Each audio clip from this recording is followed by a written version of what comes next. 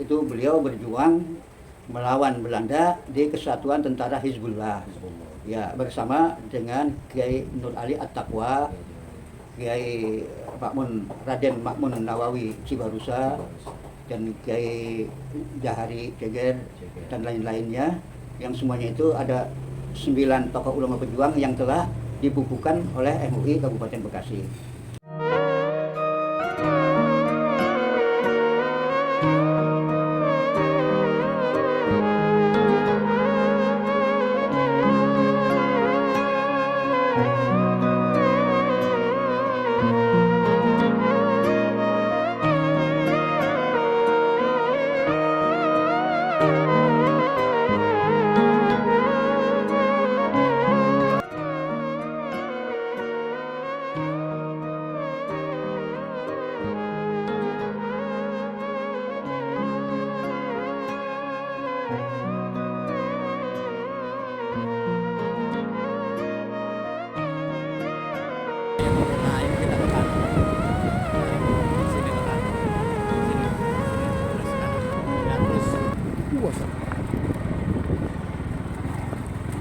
سلام الله يا سادة من الرحمن يغشاكم عباد الله جئناكم قصدناكم طلبناكم تعينونا تغيثونا بهمتكم وجدواكم أحبونا وأعطونا عطاياكم هداياكم.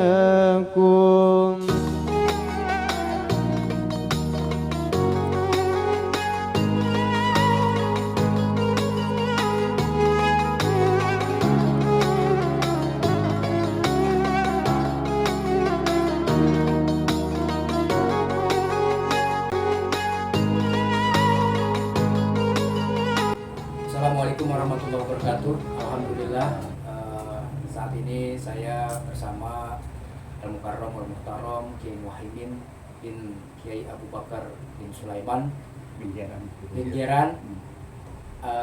Atambuni. Jadi Pak Kiai umur berapa sekarang? Saya lahir tanggal 20 Oktober 1945. Iya, pada malam 2026. 81 tahun. Umur sekarang 81 ya? Iya, 81 tahun. Iya, sudah masuk. Putra ke-6 dari 9 bersaudara. Ya, kita langsung tanya jawab dengan ayah terkait Kiai Abu Bakar bin Sulaiman. Assalamualaikum warahmatullahi wabarakatuh. Pada malam hari ini, alhamdulillah saya kedatangan tamu, kebetulan 2 orang tamu dari Bekasi, yang bernama Abdul Rahim dengan Ghazali Ghazali. Beliau ini adalah salah satu daripada muridnya Kiai Muhajirin di An-Nida. Beliau datang kemari rupanya ingin mengetahui sejarahnya seorang tokoh ulama pejuang kemerdekaan di Kabupaten Bekasi yang bernama Al-Maghfurullah Kiai Haji Abu Bakar Sulaiman bin Jeran Atambuni. Karena kedua tamu ini adalah murid dari Kiai Muhajirin, sedangkan Kiai Muhajirin adalah muridnya dari Syekh Muhammad Yasin Isa Al-Badani Al-Makki Al-Hasani di Mekah, dan kebetulan juga almarhum Kiai Abu Bakar adalah salah satu muridnya dari Syekh Muhammad Yasin Isa Al-Badani Al-Makki Al-Hasani di Mekah. Jadi kedua tamu ini datang ingin memperoleh gambaran atau sejarah tentang Kiai Abu Bakar, sebagai di mana beliau adalah sudah dikenal sebagai tokoh ulama pejuang kemerdekaan di Kabupaten Bekasi, dan MUI Majelis Ulama Indonesia Bekasi sudah membukukan dalam sebuah buku yang 9 tokoh ulama pejuang Bekasi, termasuk beliau Kiai Nur Ali At-Taqwa, Kiai Raden Makmun Nawawi Cibarusa, Kiai Zahari Ceger, Kiai Kiai Pudoli sekarang, Kiai Awing dan lain sebagainya. 9 tokoh ulama itu sudah dibukukan dalam sebuah buku oleh MUI Kabupaten Bekasi. Jadi untuk lebih detailnya, mungkin kedua kedatangan tamu ini berdua ingin menggali secara lebih detail lagi tentang bagaimana tentang figur Kiai Abu Bakar Sulaiman bin Jeran. Kebetulan saya adalah salah seorang putranya yang masih ada, yang lainnya itu laki-laki sudah meninggal dunia. Jadi saya sangat berterima kasih merasa kedatangan kedua orang ini untuk menggali sejarahnya tentang Kiai Abu Bakar Sulaiman bin Jeran At-Tambuni. Jadi sejarahnya singkatnya aja bahwa beliau itu dilahirkan di Tambun, Kabupaten Bekasi. Adalah anak yang ketiga. Beliau itu anak yang ketiga dari Sulaiman bin Jeran. Nah, beliau ini pada saat umur 7 tahun sudah merengek-rengek ingin dimasukkan ke pondok pesantren, ingin mondok di pesantren, tetapi terkendala karena belum khitan, belum disunat, maka orang tuanya itu tidak bisa mengantarkan ke pondok pesantren karena persyaratannya harus sudah khitanan.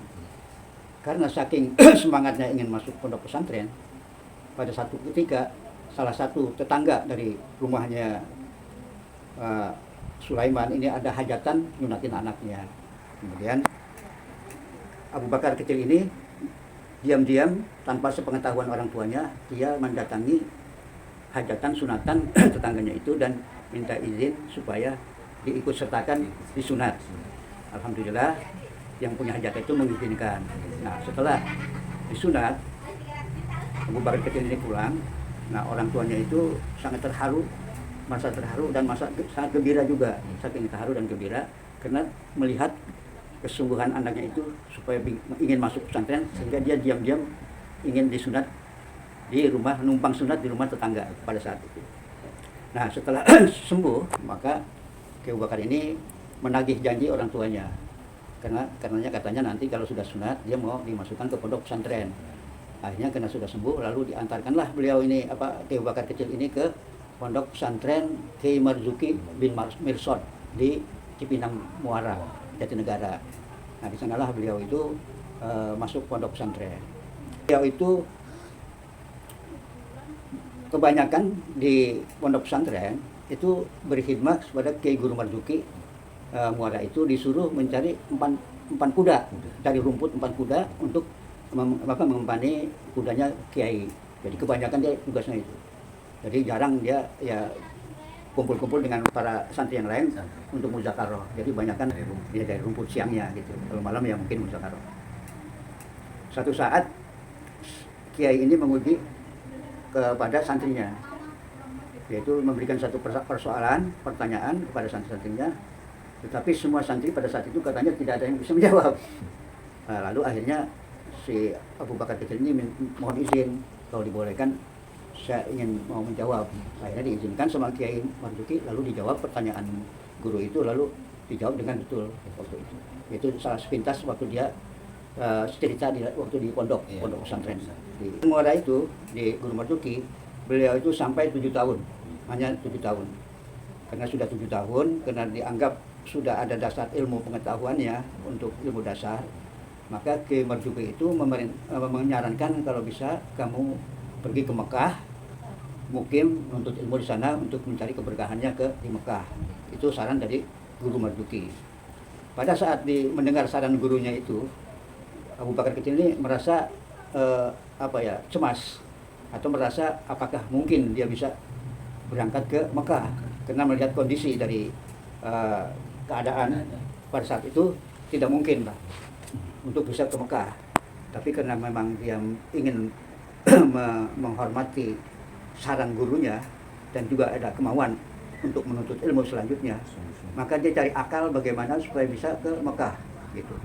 Akhirnya ceritanya katanya beliau itu menjadi kuli panggul di pelabuhan Tanjung Priuk pada saat jamaah haji akan berangkat ke Mekah, ke Jeddah. Jadi dia pura-pura jadi kuli panggul di di pelabuhan Tanjung Priok.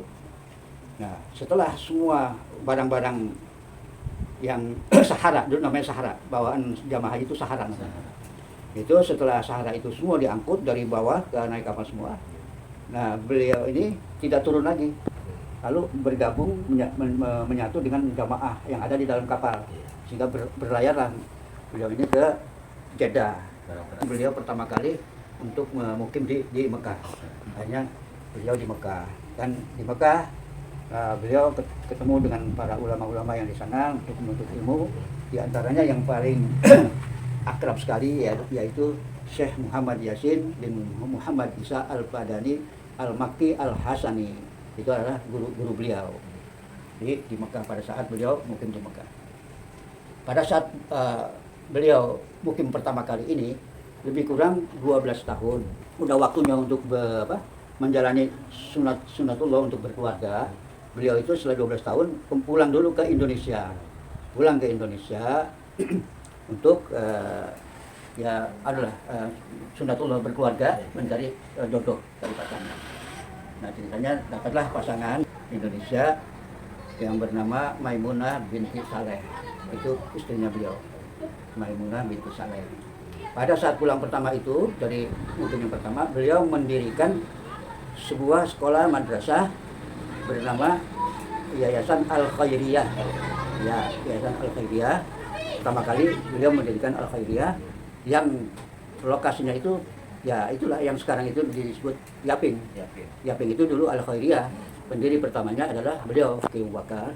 Bahkan beliau itu pernah tinggal di lokasi itu sampai melahirkan 2 orang anak. Anak pertama namanya Mandu Khaironi, meninggal waktu bayi. Anak yang kedua namanya Fahru Razi. Nah, beliau itu sampai dewasa, sampai besar, sampai kira-kira umur 1,5 tahun atau 2 tahun. Maka pada saat itu beliau kembali lagi mukim yang kedua kalinya, yaitu membawa anaknya, bawa istrinya dan anaknya yang satu itu mukim ke Mekah. Nah, mukim yang kedua kali ini beliau lebih kurang antara 4-5 tahun, ya, 4-5 tahun. Kemudian lahirlah anak yang berikutnya di sana, namanya Zarkasi. Zarkasi itu rupanya memang ditakdirkan untuk meninggal waktu masih bayi juga. Akhirnya meninggal bayi di Mekah, namanya Zarkasi. Lalu lahir lagi yang anak yang kedua, yang berikutnya di Mekah, namanya Jamaluddin.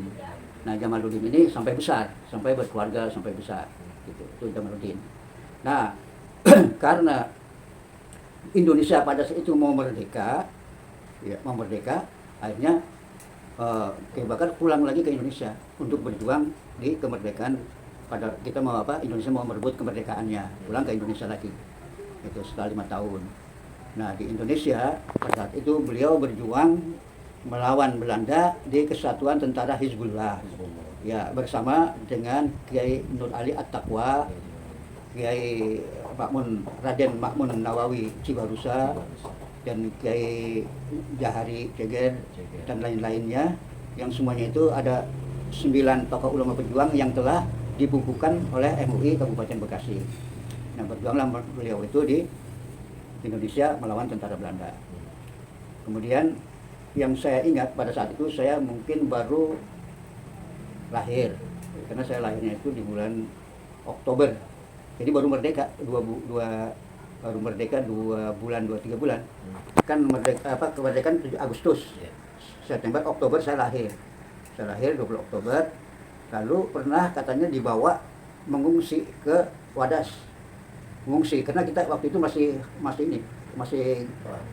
keadaan masih belum stabil. Ya, Belanda ingin merebut kembali di tahun 45 ke sana. Jadi akhirnya kita mengungsi ke Wadas semua, karena katanya Belanda akan membakar atau membumi hanguskan kota Tambun. Itu kota Tambun, pasar Tambun mau dibakar oleh Belanda. Akhirnya semua orang-orang yang ada di Tambun kosong berangkat mengungsi ke Wadas, termasuk bersama-sama Kiai Nur Ali At-Taqwa bersama-sama mengungsi ke sana katanya ke Wadas.